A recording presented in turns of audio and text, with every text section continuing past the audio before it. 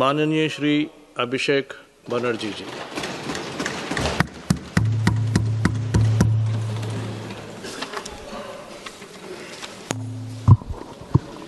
Thank you, sir, for giving me the opportunity to speak on the general budget. Sir, I rise here today not merely just a member of the opposition, but as a voice of billion Indians who were promised Achhe Din and who today struggle to survive under the weight of soaring costs. So this union budget was presented on Maghi Purnima, a day which is ideally meant for clarity, renewal of purpose, and moral responsibility. Yet, sir, this budget offers none of these. It does not heal the economy. Rather, this budget curates headlines. It speaks loudly in slogans, but softly in solutions. So this is a budget that rewards those who can avoid taxes through privilege and punishes those who pay them honestly through compulsion. With all due respect to the Honorable Finance Minister, I think the Honorable Finance Minister is appearing to practice the Robin Hood model in reverse. She drains the poor through taxation and inflation while rewarding the rich with concessions and privileges. Sir, even a cup of tea today comes with GST, but relief for the common man comes with condition, clauses, terms, and regulation. This is not a simple tax regime. It's a maze where only the powerful knows the exit and the honest taxpayer keeps paying the entry fee. Sir, Akhilesh ji was speaking before me. He was saying, UP के लिए क्या मिला है मैं इस budget में देखना चाह रहा था. Sir, 85 minutes का finance minister का speech था. Bengal was not even mentioned once. Even the freight corridor from Dankuni, referenced in this very budget, was originally announced by the then railway minister in 2009, which was Mamata Banerjee, who is now the Chief Minister of West Bengal. The Constitution promises equality among states, but this government practices preference. Allies are funded while opponents are starved. So this is not a model of cooperative federalism. This is a model of subscription-based federalism.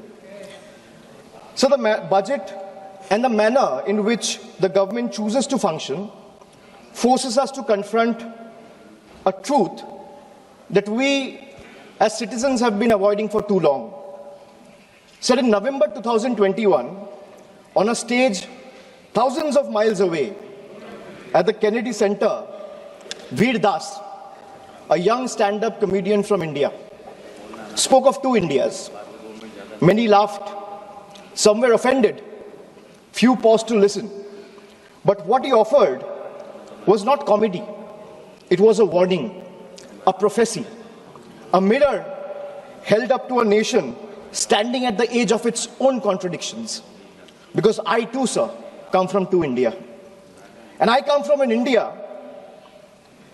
which proclaims Ek Bharat, Shresth Bharat. And I also come from an India where mother tongue becomes a marker of suspicion, where speaking Bengali makes you a Bangladeshi and eating fish makes you a Mughal. Sir, I come from a part of India that gave birth to revolutionaries and wrote courage in blood. And I also represent an India where saying Joy Bangla or singing Amar Sonar Bangla is enough to strip you and brand you a labeled Ghuspetiya. Sir, I come from an India that thunders Sabka Saath, Sabka Vikas from every podium. And I come from an India where West Bengal's rightful dues to the tune of 1,96,000 crores are frozen in cold bureaucratic silence. Sir, what is withheld is not just money. What is withheld is dignity. What is withheld is constitutional promise that every Indian, every state stands equal before the union. This is not governance or federalism, sir. This is a message that you stand in line or you'll be made to pay the price. And that is the tragedy of our time. India has two faces, but that one India is being asked to kneel before the other is the truth that we all are facing today. Sir, I come from an India where the finance minister proudly declares with absolute confidence that India is the fastest growing economy in the world. And I come from another India where Bengal, after contributing 6.5 lakh crores in taxes in just last 7 years, is systematically denied its rightful share.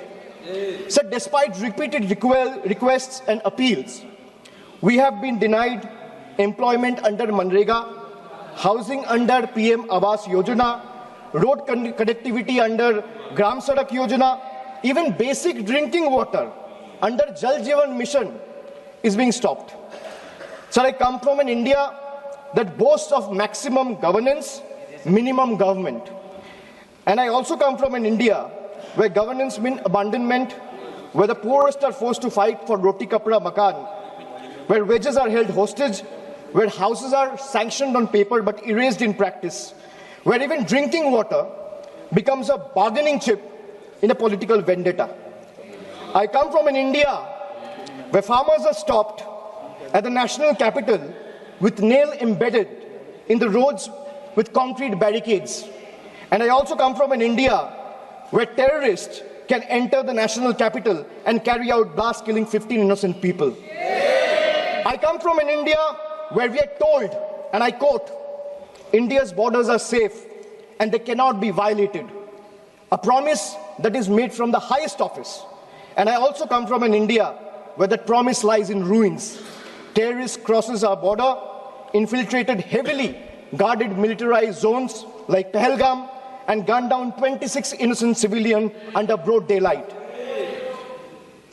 And Honorable Sir, all of these, the abandonment, the broken promises, the selective cruelty, it's not random, it's not accidental. It flows from a single, unmistakable principle of this budget. So this budget is built on a single unmistakable principle, that is triple. Triple, teen. A writer once said, there are three kinds of lies. Lies, damned lies, and statistics.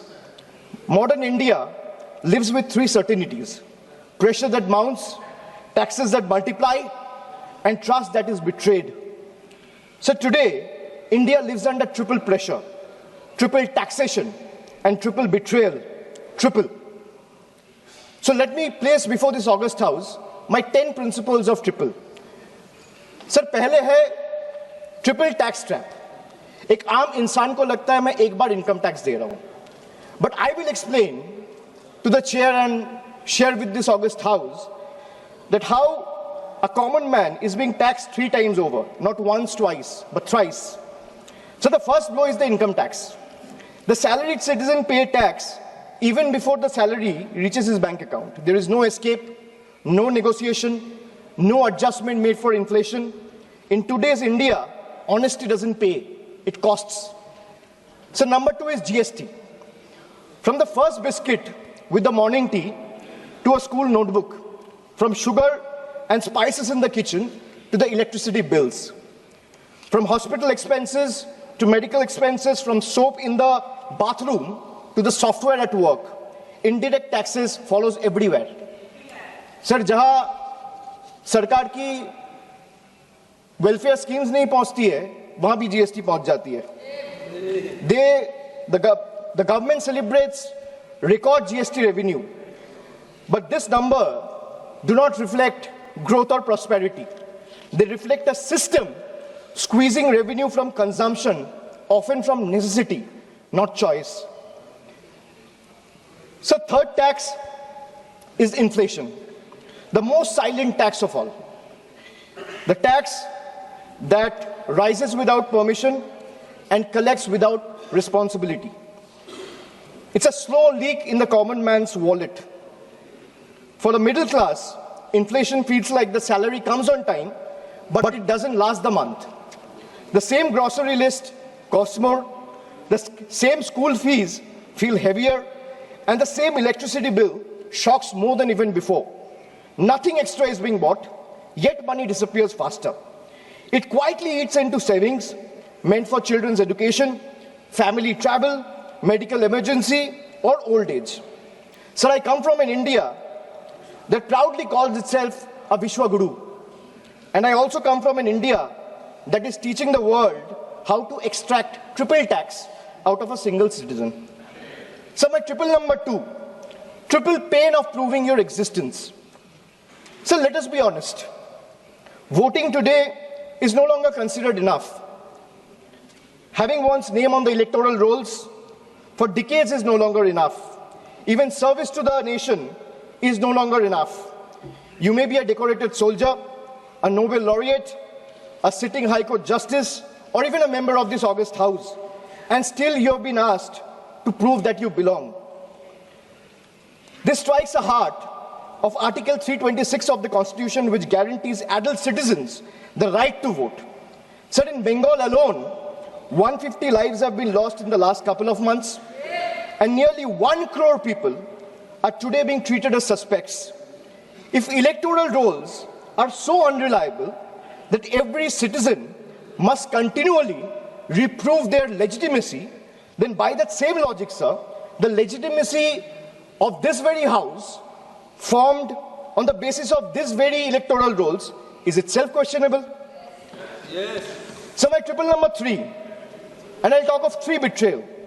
First betrayal is where the global crude oil prices crash. Indian citizen sees no benefit.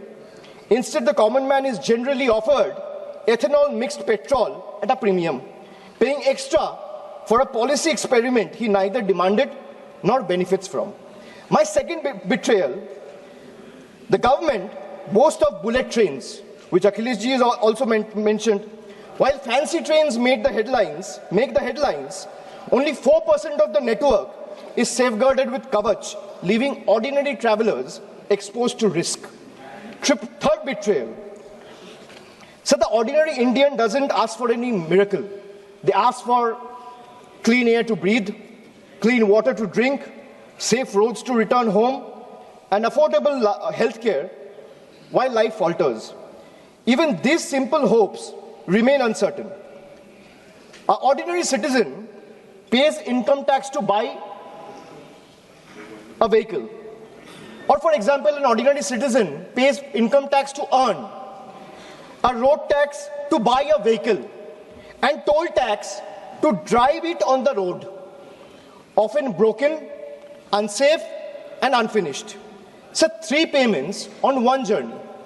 अगर एक इंसान income tax दे रहा है तो एक गाड़ी को सड़क पे चलाने के लिए सर उसको 3 बार टैक्स देना पड़ता है। एक है इनकम टैक्स, दूसरा है रोड टैक्स, तीसरा है toll tax.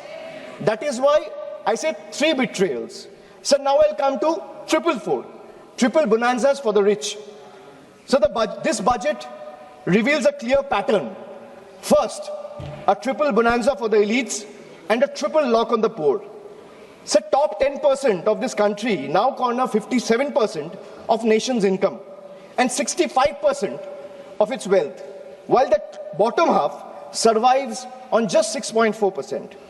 In this economy, money earns money, but survival earns nothing. Second, so if you look at taxation and support, foreign cloud giants are handed tax holidays, while Indian MSME, the very backbone of employment, are left empty-handed. Sir, relief exists on paper, but in actual distress exists on the ground. Third, corporate India gets red carpet, easier property rules, wider equity access for NRIs and massive infrastructure promises. But the result of these government policies is not competition, it is concentration. Oligopolies flourish, entry barriers rise, and ordinary entrepreneurs are kept outside the gate, watching cronies grow richer with the union support. Sir, I come from an India where wealth is applauded as a virtue. And I also come from an India where survival itself is treated as ambition. I come from an India where policy quietly opens the gates for the powerful. And I also come from an India that stand outside those gates with hands folded, backs bent, hearts heavy, and eyes raised, hoping that one day these gates will open for them too. Now my 555, farmers. So the budget completes a cycle of betrayal. Every day, nearly 30 farmers dies by suicide. Not because they failed, but because policy failed them. 5 years after the historic farmers' movement, which saw 700 lives lost, the union government has still refused to legalize MSP. Promises were made at protest sites, assurances were echoed in parliament, but delivery never followed. And now, adding salt to the injury, the government has now announced a trade deal with the United States that will open Indian markets to heavily subsidized American farm produce. The deal may benefit American farmers, but it will depress prices, destroy competitiveness, and further marginalize Indian farmers who struggle without MSP protection. So this is not a trade policy. This is an abandonment of our Annadata. Sir, I have a tweet right in front of me, which I want to show or place before you. Sir, Secretary Brooke Rollins, who is the Agricultural Secretary of the United States, she said, and this is 5 days back, on the day when the trade deal was announced, she's clearly saying, new US-India deal will export more American farm products to India's massive market. In 2024, America's agricultural trade deficit with India was 1.3 billion. India's growing population is an important market for American agricultural products, and today's deal will go a long way to reduce that deficit. So this is not my tweet. She clearly says, thank you, President of the United States, for once again delivering for our American farmers. If the government doesn't agree with a tweet, so where is the disapproval letter, or where is the communication that the government has sent in protest to the tweet that has been sent out 5 days back? Sir, America का agriculture secretary कह रहा है इस deal से America का किसानों का फायदा है, इसीलिए हम अमेरिका का सभापति का धन्यवाद करता है. And the Indian government or the union has not written a line in protest of what the agriculture secretary has tweeted. So now I come to youth. So the much publicized PM internship scheme was allocated over 10,800 crores. Less than 5% of the amount has been utilized. Similarly, the PM Young Achiever Scholarship, which was meant to uplift the talented students from marginalized backgrounds, saw 31% of its fund go unused in financial year 25-26. Sir, if I speak of women, more than 86 women are raped every day in this country. A number that reflects systematic collapse, not isolated crime. Sir, Bengal exercised its constitutional authority and passed the Aparajita Bill, a stringent anti-rape law providing the strongest deterrence against crime against women. So the bill was duly sent to the union through the governor about 18 to 19 months ago. For a year and a half, it has remained pending without any decision. So when a democratically passed law maintained to strengthen protection is left in a limbo, it expresses a lack of intent. This reminds me that I come from an India that promises to double farmers' income.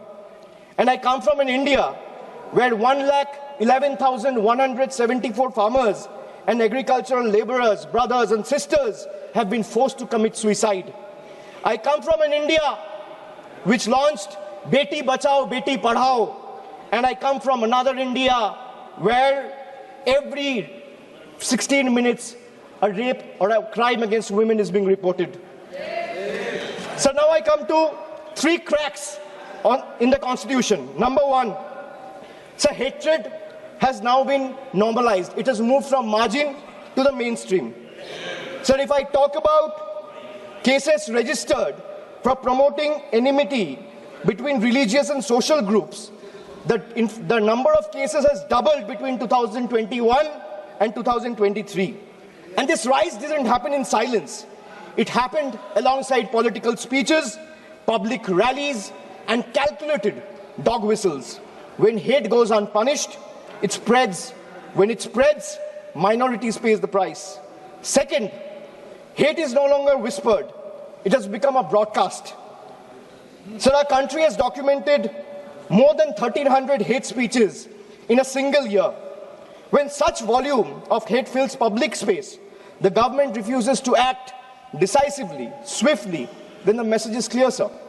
Intimidation is tolerated and silence is the union's policy. Third, sir, the education empowerment scheme under the Ministry of Minority Affairs has just used 8% of its total funds, while the 35% of the ministry's allocation, 27% under tribal affairs, and 28% under scheduled tribes remain unutilized. Sir, even schemes like a scholarship like Maulana Azad National Fellowship, Pre-Metric Scholarship, and Paro Pradesh have been hollowed out. So now I come to 777, which is the triple power grab. Over the last decade, the government has treated institutions as the government's own personal property. So the parliament is silenced, debates are curtailed, scrutiny is abandoned, and even the deputy speaker's post is kept vacant because dissent is inconvenient. So investigating agencies no longer investigate, they intimidate, chasing the opposition with raids and arrests. While convictions become negligible, as independent institutions weakened, public institutions are put on the auction block. Air India, BPCL, the shipping corporation, built by generation with public money, are being sold like distressed assets, hastily, without any sort of accountability. So this is described as reform, but it is actually a managed handover. When institutions are bent to serve power and national assets are reduced to headlines and handover, the constitution is not broken in protest, it's torn apart. Sir, I come from an India where the Honorable Prime Minister says, na khaunga, na khane dunga. And I also come from an India where questioning the washing machine that gave reprieve to 23 of the 25 leaders who joined the BJP makes you the most corrupt one. So now I come to triple jumla on finances. Agriculture. So the budget waxes eloquent about coconut, cocoa, cashew, sandalwood, fisheries and AI advisories, but remains silent on MSP assurances, procurement expansion. There is no price stabilization fund, no diesel support, no fertilizer relief, and no electrical subsidy. This is diversification without security, and it leaves the majority of Indian farmers trapped in distress. So even the PM Kisan scheme has been stuck at 6,000 rupees since December 2018. Despite soaring input costs and record diesel prices, so in actual, if we see, real terms, farmers are earning less each year. A rupee in 2018 is not a rupee in 2026. So if I speak of healthcare, the government spends less than 0.26% of the GDP. And they might have questions on my source of information. If the need be, I will place all the sources before the table by 8 p.m. tonight. The government spends 0.26% of GDP on public health even today. The national health policy promised 2.5% of GDP. What we get instead is postponement, excuses, and under-allocation. In a country where illness is still the fastest road to poverty, this budget chooses flyover over first aid, optics over oxygen, and announcement over actual care. So if I speak of infrastructure, the smart city mission promised transformation in 100 cities with over 2 lakh crore. Yet a decade later, what we have is half-dug roads and half-built homes. Instead of finishing the job, this budget announces new economic regions. So under the Jal Jeevan mission, funds were cut by 74%. forcing states to pick up the bill. In higher education, 55,000 crore is spent on management, but 2.68 crore on infrastructure, not even enough to build a world-class lab. So now I come to my 999, the triple truth trap. And what I mean by truth is, the accountability on the government, sir, primarily rests on three pillars. One is the RTI Act. But when I speak of transparency, it diluted the RTI Act by expanding personal information as a ground for refusal. Sir, if you speak of PM cares, the PMO claims it lies outside the purview of RTI because it's a private fund. A fund that is created by public authority in a public office with the money of the people is being claimed as a private fund. There's no accountability. Sir, NFHS and NCRB data has been frozen because welfare still runs on census 2011. Sir, if I am to summarize the budget from the perspective of three stalwarts, B.R. Ambedkar warned us. What is the moral verdict of the budget? If we were to look at it from the perspective of Dr. Ambedkar, Gandhiji, or Swami Vivekananda, Dr. Ambedkar warned us that democracy is not just institutions. It is a constitutional morality. Gandhiji taught us economics divorced from ethics is violence. Swami Vivekananda reminded us that a nation cannot rise by crushing the weakest. Well, this budget violates all three. In today's India, sir, tax does not follow income. Tax follows life. आज के भारत में tax कमाई के पीछे नहीं, जिंदगी के पीछे है, चलता है sir. I will give you a small example. A baby is born, his milk and diapers are taxed. He grows, his education is taxed. He studies, his books, pencil and mobile data are taxed. He starts earning, his income is taxed. He saves for future, his savings are taxed. He spends to survive, his survival is taxed. He goes to work, his fuel is taxed. He falls sick, his illness is taxed. He grows old, pension and healthcare are also taxed. And Honorable Speaker, even after his death, the family still pays tax. बच्चा पैदा होता है, दूध और diaper पर tax, पढ़ाई शुरू होती है, शिक्षा पर टैक्स, किताबें, notebook, pen, pencil, mobile data, सब पर टैक्स. कमाई शुरू होता है, इनकम पर टैक्स. सर, बचत करता है, बचत के ऊपर टैक्स. जीने के लिए खर्च करता है, खर्च पे टैक्स. काम पर जाता है, पेट्रोल डीजल पर टैक्स. बीमार पड़ता है, इलाज और दवाई पर टैक्स. बुढ़ापा आता है, पेंशन और इलाज पे टैक्स. और मौत के बाद भी सर, शोक सभा में अगरबत्ती जलाने के लिए भी परिवार को टैक्स देना पड़ता है. This summarizes the budget. Sir, I am addressing the chair. I'm sure the finance minister will have a reply ready. When she is given the opportunity to speak, she can quote me, and if I am misleading the house, she can take my name and then place her arguments. Sir, from a baby's first milk to a citizen's final farewell, this government taxes life at every step. जन्म से लेके अंतिम संस्कार तक हर कदम पर tax. ये reform नहीं sir, ये लाइफ टाइम टैक्स ट्रैप है. Sir, now I come to 1010, मेरा लास्ट ट्रिपल. मैंने 9 ट्रिपल का बात किया, अब 10वां कर रहा हूं. Sir, I will and with 3 dates, 3 moments of history: 2016, 2021 and 2024. 3 elections, 3 verdicts, 3 decisive defeats for the BJP in West Bengal.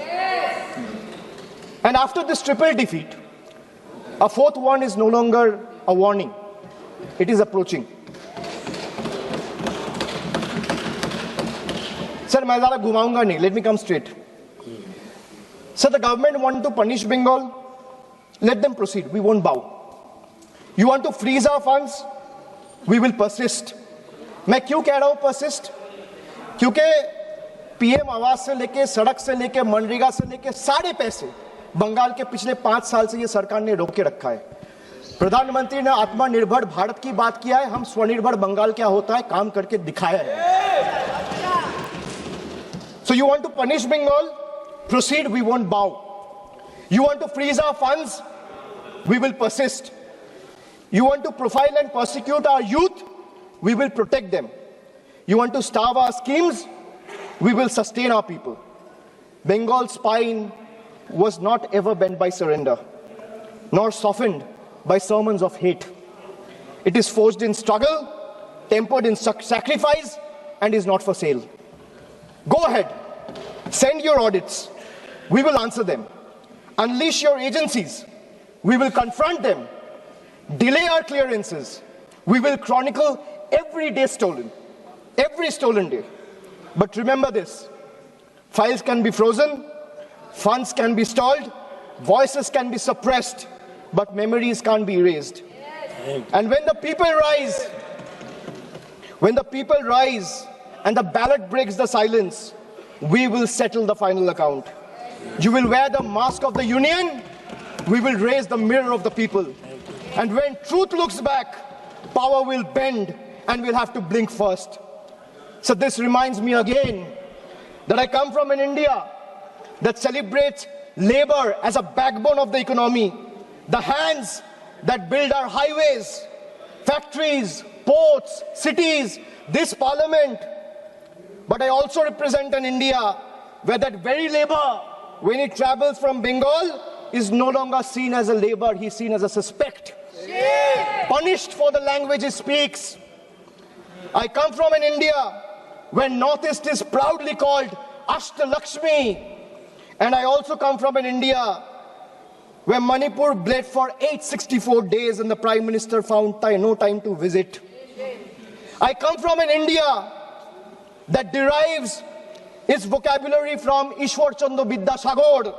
And I also come from an India where Vidyasagar's bust was vandalized by ruling party at the center. I come from an India where we worship Ma Durga as Supreme Shakti. And I also come from an India where Ma Durga's ancestry is questioned by BJP leaders. So I really come from two India. And honestly, I'm tired of explaining this house which India I belong to. Because the truth are, they both exist. And until and unless we acknowledge the second one exists, we will never be able to be the first one we claim to be. So budgets can divide, politics can polarize, power can pretend, but there's something deeper than budgets, older than governments, and stronger than fear, which is the moral imagination of the people. When institutions weaken and language loses its faith, it is our literature, our culture, our shared memory that rises to remind the nation of who it is and who it must never cease to be. So I finally return to the Constitution. When you open the Constitution, it opens with the words, "We, the people of India." It's not a ceremonial phrase. It's a declaration of sovereignty. It's a reminder that power flows upward from the people, not the other way down. That governments may rule, but people remain the supreme. That sentence is not meant to be recited. It is meant to be lived. And as long as people remember it, no fear can last, no injustice can endure, and no republic can ever truly be taken away. And thus today, I do not end with slogans. I end with conscience, and I end with voice of Bengal. এই মৃত্যু উপত্যকা আমার দেশ না, এই জল্লাদের উল্লাস মঞ্চ আমার দেশ না, এই বিস্তীর্ণ শ্মশান আমার দেশ না, এই রক্তস্নাত কসাইখানা আমার দেশ না। আমি আমার দেশকে ফিরে কেড়ে নেব। জয় হিন্দ, জয় বাংলা।